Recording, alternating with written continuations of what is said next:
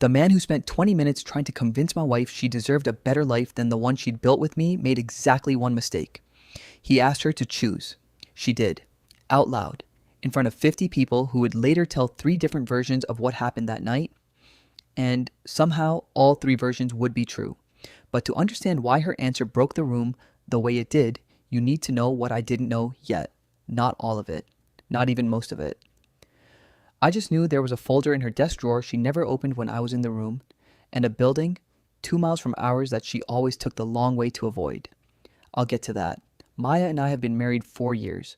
I teach high school history to 32 teenagers who'd rather be anywhere else. She's an architect, the kind who designs buildings for people who actually need them, not people who can merely afford to want them. For 8 months, she'd been disappearing into a community center project for a neighborhood that had been promised one for 15 years and given nothing. I never asked her why this particular project mattered so much more than the others. I told myself it was just the kind of person she was. I was wrong about that, but I wouldn't find out how wrong until the room went silent. The night of her firm's design showcase, she came downstairs in a deep green dress, and I set my glass down on the counter and forgot what I'd been doing with my hands. "Stop it," she said. "I'm not doing anything." "You're doing the face?" She laughed. We went. I had no idea it would be the night I finally understood my own wife. The venue was a converted waterfront warehouse, brick and high ceilings, her model glowing on a platform at the center of the room like something the whole evening had been built around. Because it had been. I found my usual spot near the edges, the place I always stand at these things, and watched her work the room the way she does, quietly making everyone around her feel they should be working harder. The first hour was easy, warm even. Then a man named Elliot walked in late, deliberately late, in a suit that cost more than my car, and the temperature of the room changed before he'd said a single word. I watched his eyes find the model. Then I watched them find her. Something tightened low in my chest, the kind of feeling I usually talk myself out of. I didn't talk myself out of it this time. He crossed the room like every conversation in it was an audition he hadn't decided to attend, introduced himself to Maya's group, asked sharp questions about the project, the kind that signals someone who knows the vocabulary, if not the point of any of it. 5 minutes in, he pivoted. "You're wasted here," he said, loud enough to be heard. "Excuse me?" "This firm, this project." He shrugged, like he was doing her a favor. "You've outgrown it." Diane, one of the senior partners, looked up from her drink. Patrick, Maya's colleague, went very still. And Chloe, the junior architect who'd spent 8 months trailing Maya like a second shadow, taking notes nobody asked her to take, stopped breathing entirely. I want to come back to Chloe. Keep her in mind. "I'm exactly where I want to be," Maya said. "That's what people say," Elliot replied, "when they haven't seen the alternative." He produced a business card. Maya didn't take it. He set it on the display table beside her model, like the matter was already decided. And that was when I walked over. I put my hand on her back. She exhaled. Just slightly. The kind of breath you only notice if you've spent 4 years learning her breathing. "Hey," I said. "Hey." One word. 4 meanings. Elliot looked at me the way some men measure a room before they've finished entering it. "And you are?" "Her husband." A pause. A small, almost invisible recalculation behind his eyes. And right then, watching that recalculation happen, I understood something about Elliot that I wouldn't be able to name until much later. He wasn't measuring whether I was a threat.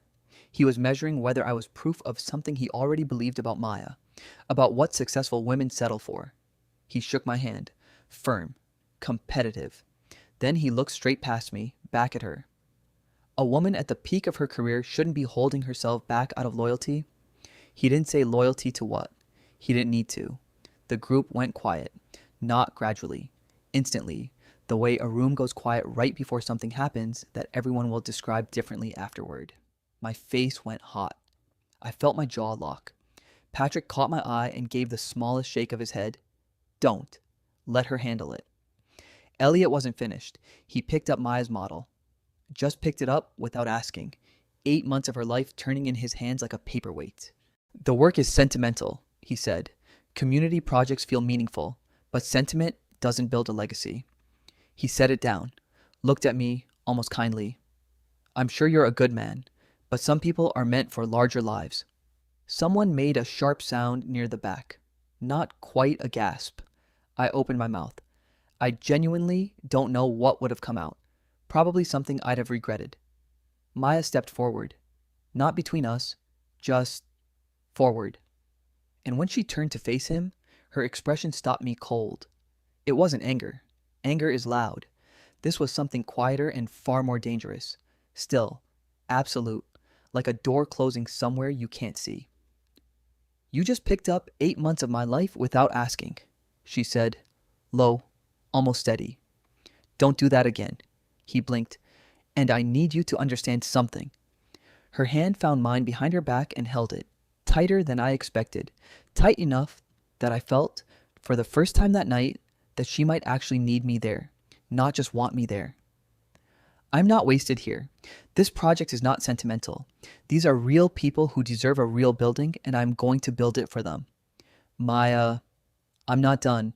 Her voice cracked, just barely on the last word. Not weakness, but the cost of holding herself together in front of 50 people. And somehow the crack made it land harder than any steady voice could have. You came here tonight and questioned my work, questioned my choices, and stood in front of my husband and implied he's the reason I'm not living up to my potential. She shook her head once. He is my potential. He's the reason I can do this work at all. Because he is steady and kind, and he shows up and he makes me feel like I am enough every single day. Which is more than I can say for anyone in a suit who's ever walked into a room the way you just walked into this one. The room was dead silent. Something in my chest cracked open, and not from the speech itself, from the fact that I still didn't know what was about to come next, that the silence wasn't over. So, no, she said, holding the card back out to him. I don't want your card. I don't want your job. I don't want your assessment of my life. I want you to leave. Nobody moved. Then Diane started clapping, and it spread. Patrick, then Chloe, then half the room, then the rest of it. Someone said yes. Someone else said, exactly right. Elliot took the card and walked out with the careful composure of a man holding himself together through sheer will. He didn't look back. I almost felt sorry for him, until I understood, weeks later, exactly what kind of man builds a whole evening around making a stranger feel small. Dr. Osei, the firm's principal, appeared at Maya's side as the door closed behind him. The Harmon Group confirmed full funding, she said quietly. 20 minutes ago. I was waiting for the right moment. Maya stared at her. What? The community center. Full budget. It's going ahead. Her hand went to her mouth. Her eyes filled instantly. And here is the part I didn't fully understand until I watched her face in that moment. She had just done all of that, stood up, shaking in front of everyone, with no idea the project was already saved. She hadn't spoken because she had something to gain. She'd spoken because it was true. The bravest thing she did all night, she did for nothing but the truth of it. 3 women from her team pulled her into an embrace. I stayed slightly to the side, watching her receive it, and that's when I noticed Chloe standing a little apart from the others, crying in a way that seemed too large for someone else's victory. I didn't think much of it then. I would. Later. On the drive home, Maya was quiet for a long time. My hands were shaking the whole time. Did you notice? I was holding one of them. She looked at me in the dark of the car. I meant everything I said. About you. I need you to know that. I know. Do you actually? Because I worry that I'm always working, always stressed, and... Maya. I squeezed her hand. I know. She exhaled and leaned her head back, and the city moved past the windows, and I thought that was the end of it. The whole story, contained in one perfect, exhausted silence. It wasn't. 2 weeks later, Chloe asked to meet me for coffee. Alone. Maya didn't know. I almost said no. Then I remembered her face at the showcase, the crying that didn't match the room's joy, and I said yes instead. She didn't waste time. 3 years ago, before I worked for the firm, I was an intern on a project that got canceled. Funding fell through. My supervisor told me it happens. That's the industry. Move on. She turned her cup in small circles on the table. Maya was a senior associate then, not my boss. Not even on my project. But she heard what happened, and she spent 2 months on her own time, unpaid, helping me rebuild a portfolio piece out of it so it wouldn't look like a failure on my resume. She never told anyone. She never told me why. I only found out by accident from someone in accounting that she'd quietly covered my printing and material costs out of her own pocket that whole time. I sat very still. That folder she keeps in her desk, Chloe said. The one she never opens when people are around. It's that project. The one that got canceled. I don't think it's about me at all, actually. I think it's about her. I didn't understand what she meant. Not yet. I asked Maya about it that night. Carefully. The way you ask about something you're not sure you're allowed to know.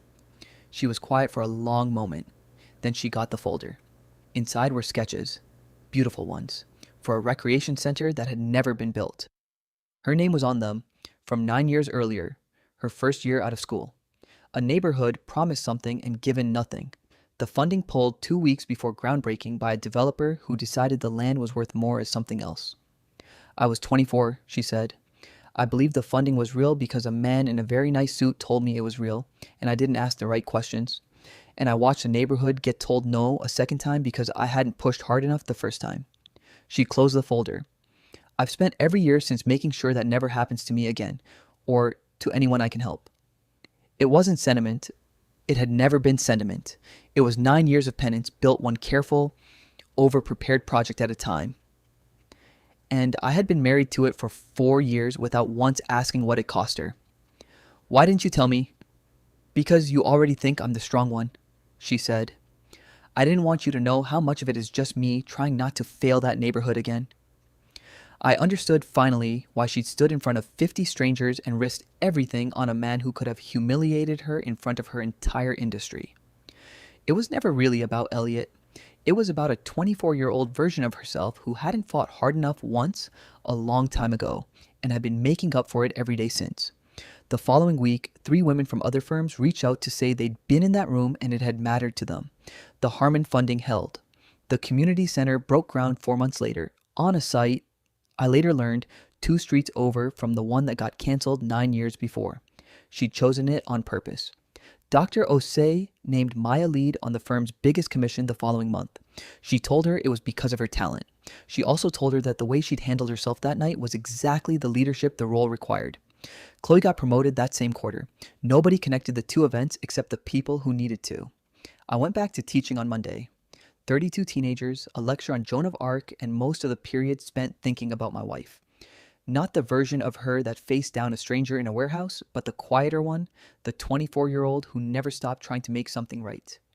I don't need a room full of strangers to tell me what I have, but I needed Chloe's coffee invitation and a folder I'd never been shown to understand it.